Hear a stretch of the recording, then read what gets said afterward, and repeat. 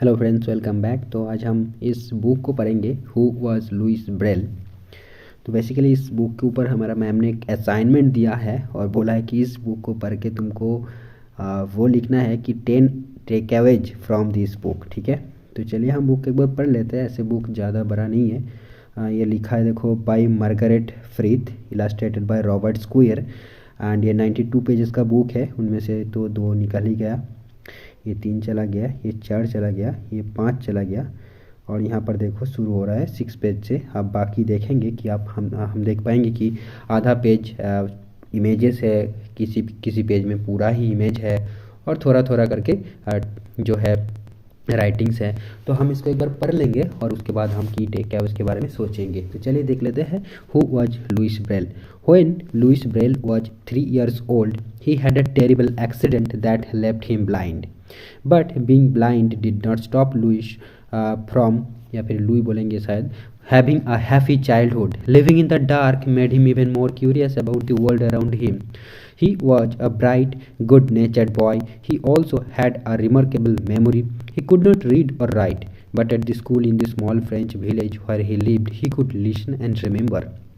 He was one of the best students. At the age of 10, Louis went up to Paris to study at the only school for blind children in France. The library had 14 books for the blind that are printed with embossed or raised letters. The blind read them with their fingers. देखिए, सारे blind students हैं, इसको book दे दिया गया, इसमें पढ़ते थे। Louis could not wait to have books he could read by himself, but reading the library books was not easy. It letter was so large that the reader had to trace it with many fingers. The reader also had to remember all the letters that had gone before to figure out a single word. Yes, ये तो बात सच है. Large letters meant large pages.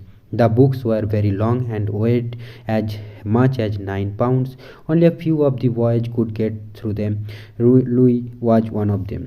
Then he found out about something called night writing. Louis was excited. It used a code of raised dots instead of embossed letters. But he found that night writing had problems too. The answer was to invent his own system. Louis worked for 3 years on his reading and writing code by the time he was 15. तो देखो कितने साल में, 15 years as में ही उन्होंने ये सब research start कर दिया था. He had figured it out. Okay. Then today, almost 200 years later, the whole world still uses this same system called Braille. तो इन्होंने बना लिया था वो सिस्टम कोड जो हम ब्रेल बुक बोलते हैं, वो वाला. तो इसको ब्रेल के कॉल्ड ब्रेल नाम से हम जानते हैं. The blind have been forever grateful to Louis Braille, an unselfish determined young man. There is a marble plaque in honor of Louis Braille at the family home in Coffre, France. It says, in this house on January 4, 1809 was born Louis Braille, inventor of the system of writing in raised dots for use by the blind. He opened the doors of knowledge to all those who cannot see. तो यहाँ से actual chapter start होता है. अब देखो, तो ये पूरा कहानी इसके बारे में हम जानेंगे.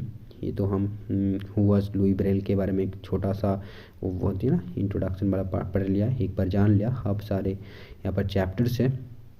तो देखिए, ये द एक्सीडेंट कैसे हुआ था, नहीं हुआ था, इसके बारे में स्टोरी होगा. तो ये फ्रांस है, इसका पेरिस. देन यहाँ पर लुई ब्रेल रहता था. In 1809, on January 4, Louis Braille was born in Coffre, France. Coffre is a small farming village 25 miles from the bustling city of Paris. Louis' mother showed the new baby to his sisters and brother. Louis looked so tiny in his mother's arms. Monique and Simon Reen worried about their new son. He was so small and he was weak. Would he survive? No one was sure how long Louis would live. So after only 3 days, Louis was baptized by the village priest. His mother and father needn't have worried. With all their care, Louis grew into a happy, healthy boy with blue eyes and curly blonde hair. As soon as he could walk, he was running out into the fields, his mother chasing after him. His sisters and brother, who were much older, loved playing with little Louis. The family lived in a simple house on 10 acres of land. They kept a cow for fresh milk and chickens for eggs. They had a vegetable garden and fruit trees and a small vineyard. Wow, a perfect family, right? The Brailles were not rich. the नाम. But they worked hard and made a good living. Louis' mother looked after the family and the garden. देखो illustration से बड़े है ये, तो ज़्यादा कुछ text नहीं है ना. तो ये चिकन्स भी है, ये देखो. Louis father spent his days in a workshop across from the house. He was a harness and saddle maker as his father had been. He worked in leather, making reins, bridles and saddles. Louis helped his mother in the garden and gathered eggs from the nesting boxes, but what he loved most was going to the workshop with his father.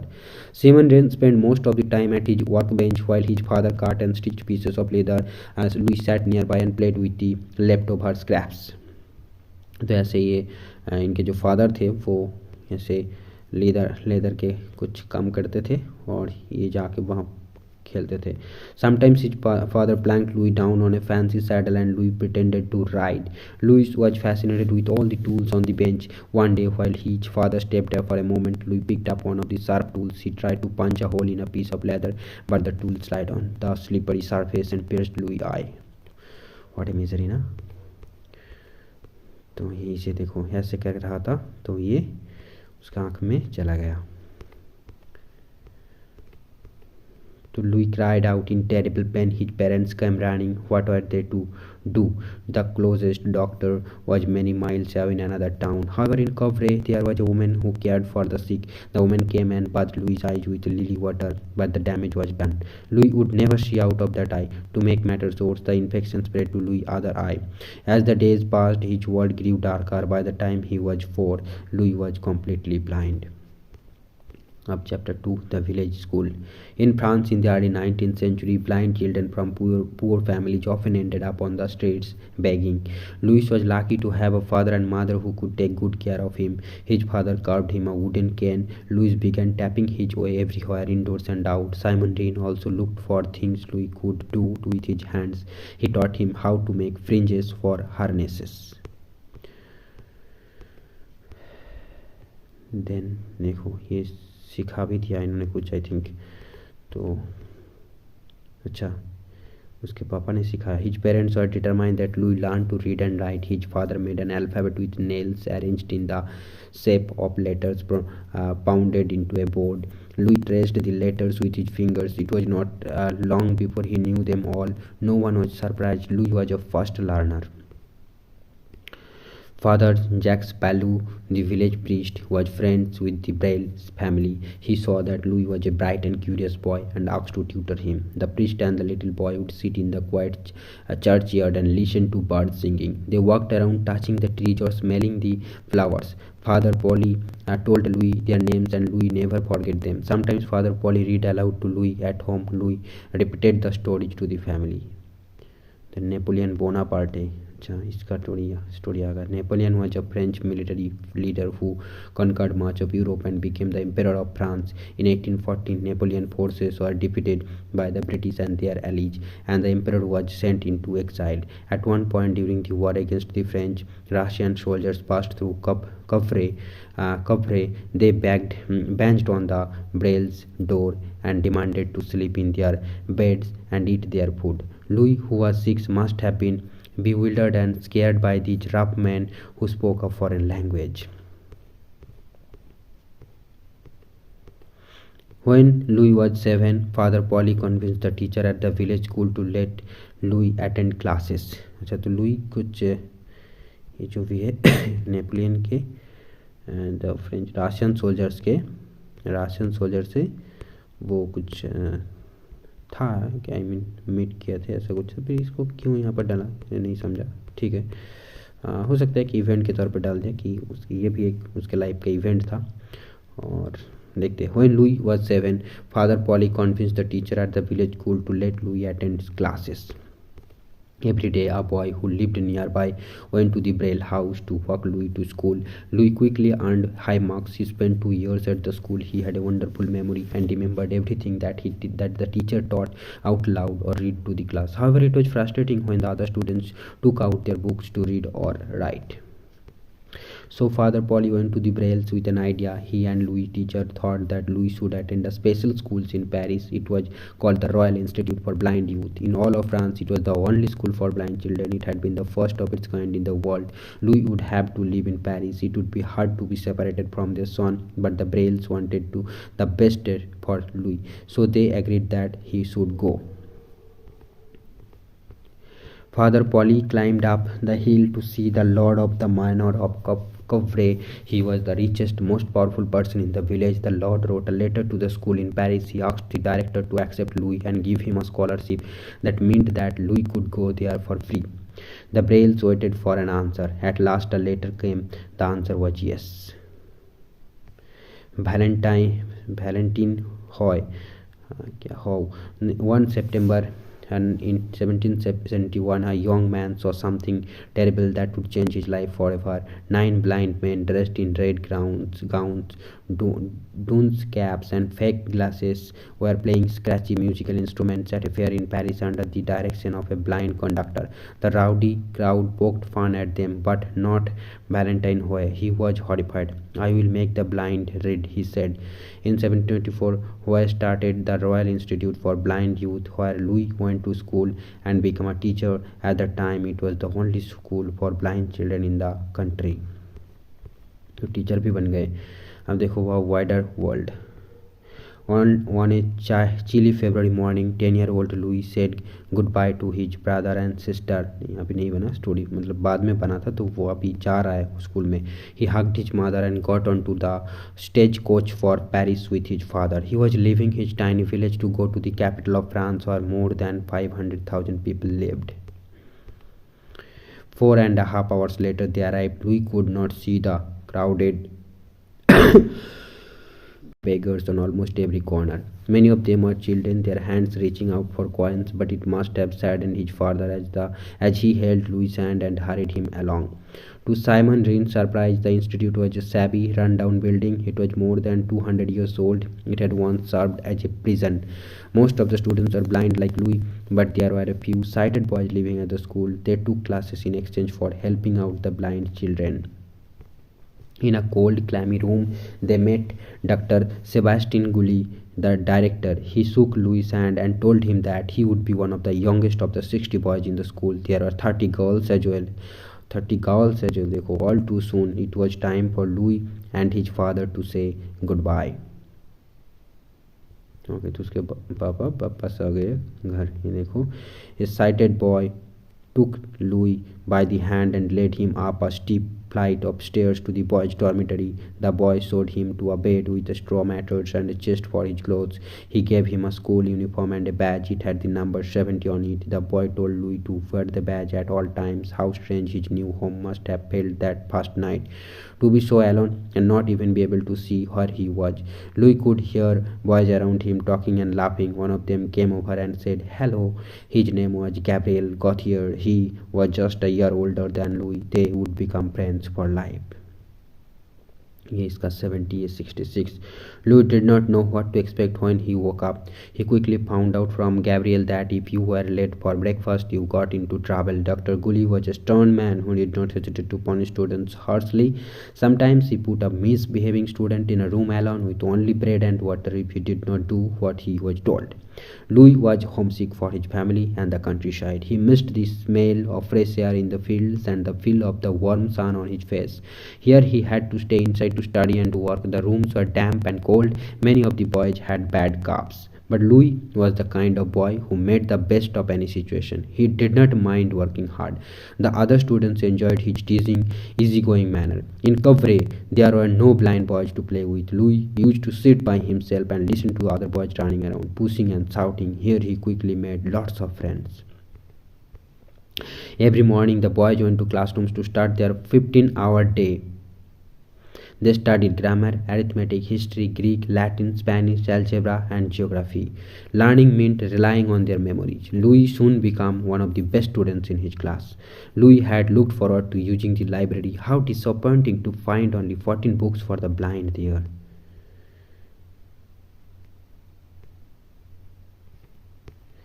These books with embossed or raised letters. used a system invented by Valentine Hoy, the founder of the school. Reading them was slow going. तो यहीं से उनका तो पहले I think क्या his father made some वो nails का letters, फिर वहाँ से सीखा, फिर उनको स्कूल भेजा गया। आई थिंक उसका प्रीस्ट वो कुछ सिखाया, फिर वो गांव का स्कूल में गया जहाँ पर सुन के सीखते थे। फिर जब पेरिस में आए तब यहाँ उनको बुक मिला, है ना, ऐसे ही कुछ हुआ। देखते हैं। Afternoons are spent learning a trade. Not only would the boys leave the school with useful skills, but their work helped earn money for the school. They made many things: woven mats, fabric for the school uniform, slippers, baskets, and fishing nets among them. Again Louis excelled. By the time he was 14, he was running the slipper workshop. तो ये सब school में आके वो बनाते थे, है ना, मतलब सारे स्टूडेंट्स बनाते थे, जिससे क्या वो तो काम भी सीख जाते और वो चीज़ जो बनते उससे स्कूल मनी अर्न करते। तो how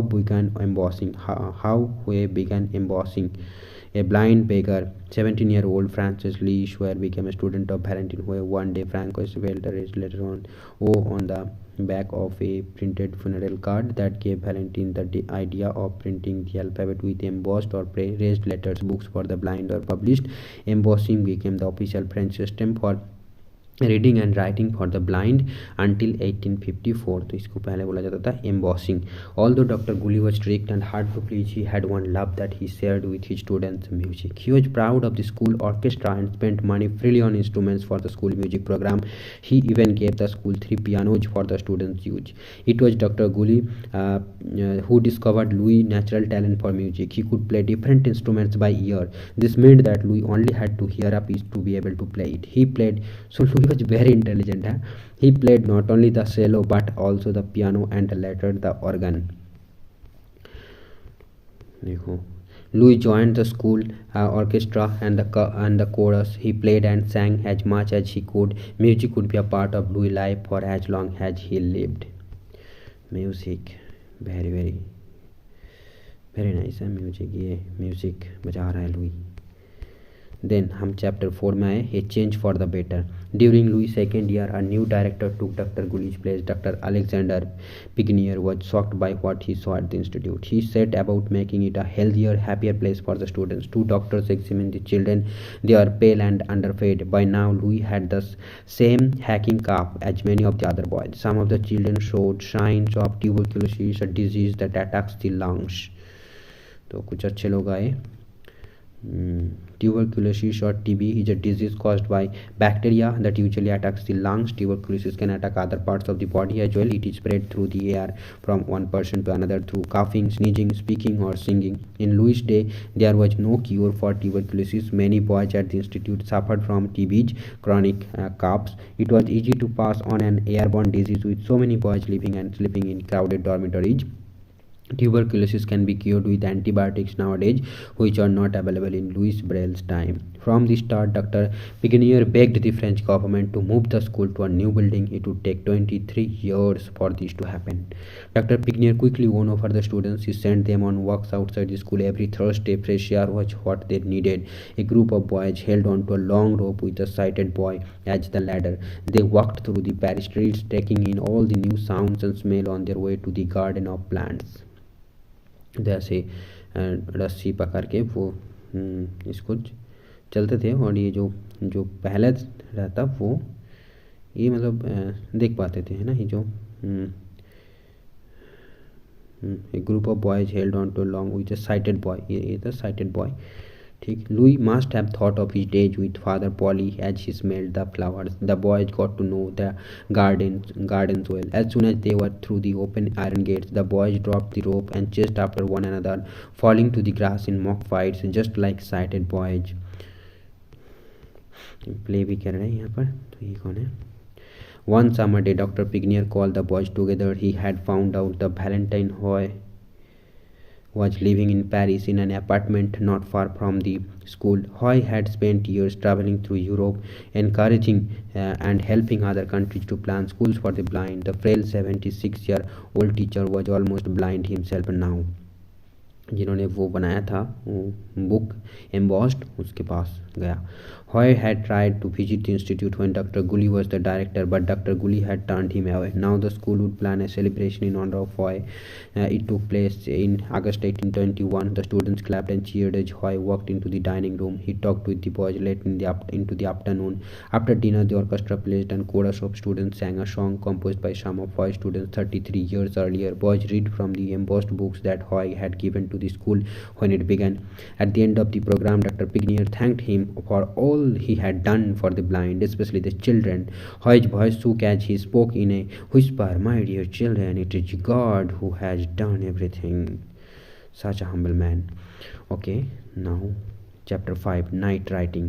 One day, Dr. Pignier told the boys about an interesting visitor who had come to the institute. Captain Charles Barbier had been an officer in the French army. He had invented a system of reading and writing for soldiers to use in the dark on the battlefields. He called it night writing. He thought it might work for the blind. He wanted to try it out on the boys at the school. Dr. Pignier asked the students if they would be willing to test out his system. Now 12, Louis was probably the first to raise his hand. Courageous boy. Perhaps night writing would prove a better way to read than embossed books. Dr. Pignier explained that this reading system used red dots and dashes. He passed out a sheet to each boy and told them to fill the dots. Captain Charles Barbier. But how did he make those red dots? Louis wanted to know. Captain Barbier came to the institute to explain. He told them that the red dots are punched into heavy paper with a pointed tool called a stylus. To read the message, the reader moved his fingers over the pattern of dots. Then came the harder part. Barbier explained that he had come up with a system of 36 basic sounds used in the French language. He arranged the sounds in a square he called a grid with 6 rows across and 6 columns up and down. Each sound could be represented in a 12 dot cell in 2 columns. Louis realized that these simple patterns of dots were much easier to fill than the large curved letters in the library's embossed books. He was eager to learn this reading code. The boys left the meeting excited about night writing. They needed to memorize the 36 sounds in the rows and columns, but the boys were not worried. They were used to learning through remembering. If they could memorize the grid, they would be able to take notes in their classes and send messages to each other. Barbier's night writing was definitely a big improvement over embossed letters. Still, it had its limits. There was no punctuation, no spelling, and no number. Students could write to each other if they knew the 36 sounds. However, they could not write to sighted people who used the regular alphabet for reading and writing. Once blind students left school, night writing would be of little use in the outside world. As Louis spent more time using the code with the other students, he found other things that did not work. Maybe he and Barbier could work together to fix night writing. Louis did meet with Barbier. However, the 54-year-old military officer did not want advice from a 12-year-old boy. Louis was not going to give up. When he went home for summer vacation, he was determined that on his own he would find an easier way to read and write with dots. Reading and writing in the dark. Charles Barbier, a retired artillery officer, had served in the French army. He knew the danger of soldier being shot in the dark while reading an order by lamplight. His interest in language and his war experiences gave him the idea for a secret code that could be read in the dark. Army orders were mostly very short, often a single word such as advance or retreat. Barbier created a system of red dots and dashes based on sounds. He called it night writing. Soldiers who received orders in night writing could touch the message and know what it meant. They didn't need any light to read it. When the army was not interested, Barbier thought it might prove useful for the blind. Later, he changed the name of his system to sonography. However, it never gained wide acceptance. Then Chapter 6, The Breakthrough. Back home in Cupvere, that summer, Louis helped on the farm just as he always had, but whenever there was a break, he worked with his dots. He would pull out his stylus and a slate with a heavy piece of paper over it. His mother and father would watch as he punched dots into the paper. Then he took the paper and moved his fingers over the red dots, reading aloud a simple sentence. Louis explained that the dots represented sounds that could form words. Those words in turn could form sentences. He was reading with his fingers, but this system of using sounds was hard to learn and it could not do as much as he wanted. Later, someone wrote that the good country people of Cabre would smile, perhaps with bemusement, when they saw him pecking at the paper. Monique and Simon Rain, however, took Louis' work very seriously. They saw how determined their son was. By the time summer was over and Louis returned to school, he still hadn't had a breakthrough, but he did not give up. He took his slate and stylus wherever he went, even to bed, so that he could work while the other boys were asleep. One thing Louis and his friends agreed on: using 12 dot cells was too hard. They had to use several fingers to fill the dots. It was confusing. There was no way to tell where one sentence ended and another one began. Louis kept talking over his ideas with his friends. It took 3 years before he had a eureka moment. He was 15. He thought that he should try using cells with only 6 dots. Then only one finger would be needed to read the dots. And instead of cells for sounds, his cells would stand for the letters of the alphabet. Louis set about creating the alphabet in dots. It was amazingly simple. Each letter had its own arrangement of dots in a 6-space cell, a cell made of 2 columns of 3 spaces. The first 10 letters through J each had a pattern of dots on rows 1 and 2. There were no dots on row 3. दिखा रहे हैं. The second 10 letters K through T each had the same pattern of dots as the first 10 letters on row 1 and 2, with an extra dot on row 3. When the reader felt the dot on row 3, he knew he was reading letters K through T. The remaining letters of the alphabet U through Z used the same patterns on rows 1 and 2, but with 2 dots on row 3. ये थोड़ा difficult है, एक बार पढ़ के समझ में नहीं आएगा. Here was an alphabet that was simple to read and worked for different languages, not just French. A person could write in German, English, Italian, and many more. Louis was excited. He had found a way for the blind to read and write with ease. He went to Dr. Pignier with his stylus, slate, and paper. He asked him to take out a book and read a part out loud. As Dr. Pignier read, Louis pushed his dots into the paper from right to left. At one point, Louis asked Dr. Pignier to read faster. When Dr. Pignier reached the end of a paragraph, he stopped. Right away, Louis turned over his paper and moved his finger over the raised dots from left to right. He read back every word that Dr. Pignier had spoken. Dr. Pignier was amazed and proud. Where is the W?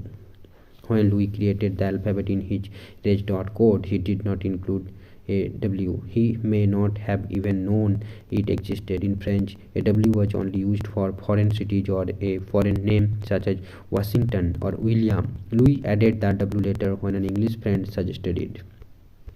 ये भी एक अच्छी information है. W को भूल ही गए थे, जानते, पता ही नहीं था उनको है. चलो, तो लुई ने ब्रेल डेवलप कर दिया. Louis new method was used in classes. Now it was much easier for students to take notes. No longer did they have to rely on memory to learn their lessons. They could keep a diary and write notes to each other. A sighted person wouldn't have to read books aloud to them, and in the future it would be possible for any book, no matter how long, to be translated into raised dots. Louis discovered he could make 63 patterns with a 6-dot cell, so he didn't stop after creating an alphabet. He made dot patterns for capital letters, number, punctuation, and contractions. Louis designed writing tools similar to the ones Barbier had used. He put a piece of heavy paper onto a slate. Over it he placed a grill with small openings that matched the 3 lines. In his 6-dot system, the raised dots were punched into the paper with a blunt stylus. The grill allowed him to place the dots in even lines in exactly the right place. Later, Louis would add math and music symbols to his code. His friend Gabriel must have been especially pleased about the music symbols. Gabriel composed his own music. No longer would he have to keep his original music in his head. Now he could write it down. Others who were blind could play it. Louis had devoted years to searching for his code. Even so, he had not neglected his studies. Between the ages of 11 and 16, he won prizes in history, geography, grammar, geometry, and algebra. 5 of them were first prizes. He was a talented musician, also winning prizes for cello and piano. Once a visitor at an award ceremony saw a pile of books on a shelf behind Louis' bench. He was amazed to find out that all the books were prizes Louis had owned over the years. He remarked that they formed a pyramid much higher than the top of Louis' head when he sat in front of it. From student to teacher. In 1828, Louis graduated from the institute. He had lived at the school since he was 10. Dr. Pignier asked him to stay on as a student teacher. Louis' best friend, Gabriel, and another friend and a former student, Hippolyte Coltat, had already been student teachers for a year. Louis must have been thrilled with Dr. Pignier's offer. Now, as a young man of 19, he could stay on at the place that had become his home, teaching other blind boys. He remained at the institute for most of the rest of his life. For the first time, Louis had his own room. He missed all the noise and fun in the dormitory, but he must have looked forward to having his own private place where he could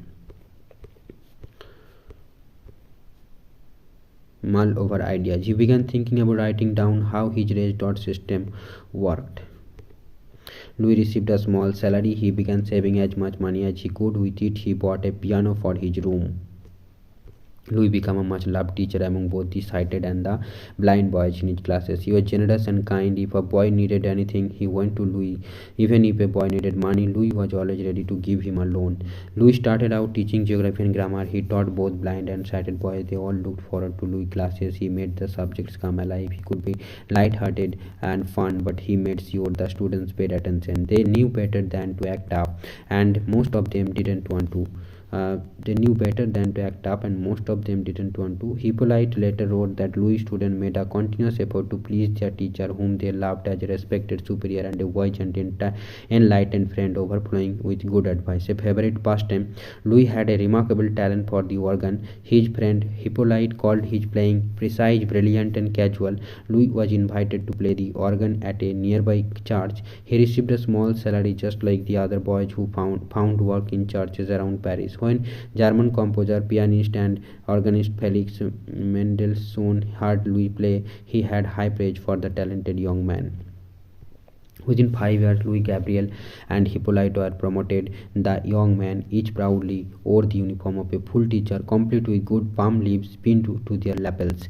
Louis taught many subjects: geography, history, grammar, and spelling, arithmetic, and algebra. Now only blind boys are in his classes. In the evenings, he worked on a written explanation of his raised dots reading system. It was called Method of Writing Words, Music, and Plain Song by Means of Dots, for use by the blind and arranged by them. It was published by the Institute in 1829. Louis was quick to credit Captain Barbier as the inventor of the raised dot code. In his opening pages, Louis wrote, we have shown the advantages of our system over that of the inventor, we should say in his honor that it is his system that first gave us the idea of our own. Dr. Pignier encouraged teachers and students to use Louis' code in classes. It was so successful that Dr. Pignier asked the French government to make it the official method for teaching the blind to read and write. The answer was no. The government did not forbid its use, but insisted on keeping the old embossed system in place. Louis was sure nobody had even looked at his system. He wrote his own letter to the government, but no one answered it. In 1834, Paris was hosting a big fair. It was called the Paris Exposition of Industry. Dr. Pignier asked Louis to demonstrate his code there. Visitors from all over the world were coming to see the exhibits and new inventions. Especially popular was the latest steam engine. Many French government officials would be attending. Maybe some would see Louis using his code and become interested. Louis sat at a table, and when people stopped by, he offered to write down anything they dictated to him. They watched him punch dots into paper as they spoke. What could he be doing? To their surprise, he read back whatever they had said, word for word, by filling the raised dots. King Louis Philippe of France came by. He took off to see what Louis was doing. दोनों ही Louis है देखो. He watched translation patiently, but Louis never heard from the king or anyone else. Okay, but king ने भी कुछ नहीं किया. A struggle. When Louis was only 22, he received very sad news from his brother. Their father was dangerously ill. His brother also wrote to Dr. Pignier asking him to look out for Louis. Louis' father and Dr. Pignier had always gotten on well, and his brother knew that Dr. Pignier was already like a second father to Louis. Louis' father died on May 1831. That same year, Louis' own health took a turn for the worse. He did not know what was making him ill, but he probably had the beginning of tuberculosis. Like so many of his students, Louis had suffered from a hacking cough for years. At times he was pale and breathless from climbing all the winding, worm-eaten stairs at the institute. ऐसा होता था. Acha. Then Louis' health always improved when he returned to Coffray. Dr. Pignier encouraged him to visit often. During one visit, he sent Dr. Pignier a letter about his vacation. I did manage to tune a few pianos, and if I had been more enterprising, I would have had a lucrative vacation. But I preferred the pleasure of the countryside. The summers at home always lifted Louis' spirits. He went to the village to see old friends. He walked up the gentle hills as much as he could, enjoying the sun and having time to himself to think. How wonderful it would be if he could ride home from Paris and if his family could ride him back. But now could the blind and the sighted ride back and forth to each other? To send a letter, a blind person like Louis had to dictate it to a scribe, someone who would write down the message. Sometimes this worked fine. Too often a scribe had terrible spelling and poor handwriting, making the letter difficult to read. And when a letter arrived from home, it had to be read aloud to Louis. How much better if the blind could read their letters themselves. It was no surprise that in 1839 Louis hit upon an idea. He would use raised dots to form the shapes of the letters of the alphabet. The words could be read by the fingers of the blind and by the eyes of the sighted. Louis decided on 10 dots instead of 6. This was to have room for the letters with tops and bottoms like an H or a Y. Once again he used a paper resting on a board covered with a grill of small openings. The letters are pressed into the paper through the opening with a blunt stylus. The letters are made backward so that they could be read on the other side of the paper. Louis called this way of writing decapoint or 10-dot writing. The system worked well, but it took a long time to write a letter by hand. Louis started working with Pierre Foucault, a former student who was also blind. The idea was to build a machine that could do the writing. Pierre was a talented musician and good mechanical things and good at mechanical things. He and Louis were a fine pair. By 1842, they had made the first writing machine for the blind. It was called a raphigraphy. Now the blind could write much faster and it was easy to use. Although Foucault designed the machine itself, he gave credit to Louis for the idea. My new machine is nothing but the continuation of his discovery. Pierre Foucault. Louis and Pierre were ahead of their time. It was not until 1867 that the first workable typewriter was produced. Typewriter से पहले ये बना दिया था. अच्छा. Then a dark cloud. Dr. Pignier was very worried about Louis' health. He was coughing up blood. A doctor was called in. He said that yes, Louis was suffering from tuberculosis. There was no cure, but a lot of rest could help patients with tuberculosis. Dr. Pignier asked Louis to cut back on his teaching. He went as far as insisting that Louis return to Cabre to regained his strength. Louis went reluctantly but kept in touch with Dr. Pignier by letter. Sadly, in 1840, during one of Louis' long visit home, Dr. Pignier was forced to retire. His deputy director, Pierre Armand Dufault, had persuaded the government to get rid of Dr. Pignier and let him take over the institute. Louis must have been devastated over the news of Dr. Pignier's departure. Dufault was not well liked. He was cold and disagreeable. His ideas of how and what should be taught were different from Dr. Pignier's. This meant changes, big changes. On his return up to Paris, Louis found out that there would be no more classes in Latin, history, or geometry. As a teacher, he was horrified, but he dared not argue. Dufault might fire Louis, and he wanted to stay and help his students. Dufault also disliked the embossed type designed by Hoy 56 years earlier. He ordered that all the embossed books in the library be taken out and burned. He would replace them with books using systems similar to ones in Scotland and the United States. In truth, they were a little easier to read than Hoy's, but not that much. One thing was certain, Dufault had no faith in Louis' code. He scoffed at the idea of columns of dots that looked nothing like the actual letters of the alphabet. It did not matter to him that Louis' raised dots made it faster and easier to read. Any materials or books in Louis' code were destroyed or locked away. The new school director also forbade the use of Louis' code in the classroom, but the students had no intention of giving it up. They had used it for so long that there was no going back. So Dufault took away the students' tools for writing the code. Even that didn't stop them. They found ways to punch paper without a slate. They didn't need a stylus. They used knitting needles and nails from the workshops and forks from the dining room. Their older students made sure that the younger boys learned Louis' code. One boy wrote, "We had to learn the alphabet in secret, and when we were caught using it, we were punished." Fortunately, Dupuy had an open-minded man to be his assistant. His name was Joseph Godet. He had not worked with the blind before. However, it was not long before he understood the value of Louis' code. He saw the students' determination to keep using it. Godet was sure that the code would find its way to the outside world as the best system for the blind. Godet just had to find a way to persuade Dupuy to bring back Louis' code. Dupuy was a proud man. He wanted all the credit for any success at the institute. Godet suggested that Louis' code would probably become the most used system for the blind. Surely Dupuy would not get any credit if he did not allow it at the school where the inventor of the code still lived and taught. That was all Dupuy had to hear. The ban on the code was lifted. The new home. All during the time that Dr. Pignier was at the institute, he had never given up trying to get the government to agree to a new building for the institute. In 1838, Alphonse de Lamartine, a writer, poet, politician, had visited the institute and was horrified at its decaying condition. No description could give you a true picture of the building, which is small, dirty, and gloomy, or those tortuous, worm-eaten staircases. He told the government. He begged that funds be given to the institute. They were approved and building began the following year. 5 years later, Louis was at the opening ceremony with his mother and his brother.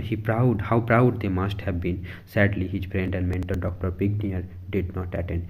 Godet showed the audience just how valuable Louis' code was to the blind. First, he sent a blind girl out of the room. Then he handed a book of poems to someone in the audience. While the person read a poem out loud, another blind student from the school took it down with a stylus.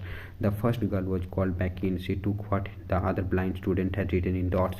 Without hesitation, she read aloud the entire poem. After that, a teacher transcribed a musical phrase. Another student returned to the room and recited it correctly. Legend has it that a man in the audience jumped up and refused to believe this was not a trick, so he was asked to read whatever he liked. All the man could find in his pocket was a theater ticket. Again, a girl left the room and the man read the writing on his ticket out loud. Upon her return, the girl took the paper of red dots from the other blind student. She turned it over and ran her hand over the dots, reading it quickly and without mistakes. The audience burst into applause.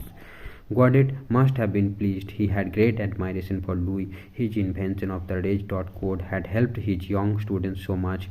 In a pamphlet about the code, Godet wrote, "Braille was modest, too modest. Those around him did not appreciate him. We were perhaps the first to give him his proper place in the eyes of the public in making known the full significance of his invention." As for Louis, he kept on teaching, but not as many classes. He still needed to spend time away from school to rest. Then in 1847, he began to feel better. He asked to take on more classes. He continued translating books into his code, and he enjoyed musical evenings with his friends. But slowly his health worsened again.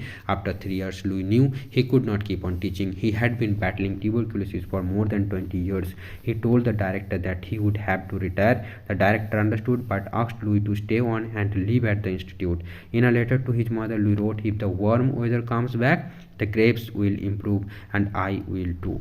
However, in December 1851, Louis had a fierce attack, coughing up blood. He got through Christmas. Then he took a turn for the worse. He began to slip away, and on January 6, 1852, with his family and friends around him, Louis Braille died just 2 days after his 43rd birthday. Louis was buried alongside his father Simon Dean and one of his sisters in the Cobre cemetery. He had left instructions on what to do with everything he owned. A wooden box was found in his room. On it were the words, "To be burned without opening." Inside were pieces of paper, IOUs from those who had borrowed money from him. Always generous, Louis did not want anyone who owed him money to worry about it. Burning the IOUs, full form क्या होगा इसका? His way of saying just forget about it. अच्छा, IOU means just forget about it. It is hard to believe, but there was no mention of his death in the Paris newspapers. The French government was still clinging to embossed letters as the recognized reading कुछ भी भाई and writing systems for the blind. However, in 1854, 2 years after his death, they finally named Louis' Code the official system in France for teaching the blind to read and write. Some 25 years later, Louis' Code had become known simply as Braille and was spreading around the world. In 1952, on the centennial of Louis' death, he was finally honored by his country. His remains were moved from the cemetery at Cap to the Pantheon in Paris, a massive domed building. It is the resting place of French heroes. As his coffin moved through the streets of the city, a parade of grateful admirers walked behind, tapping their white canes. For Braille readers around the world, many wonderful children's books are available in Braille editions for readers of all ages. Here are some favorites. Charlotte's Web by E. Hart, अच्छा book का नाम कुछ दिया कि जो Braille form में available है. Timeline of Louis Braille's life, तो ये दिया गया है, ठीक है.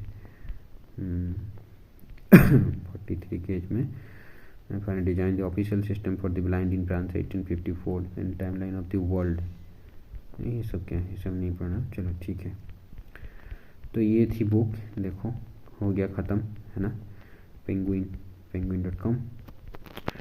सो थैंक यू. आप मेरे को लिखना पड़ेगा 10 की takeaways from this book. Thank you.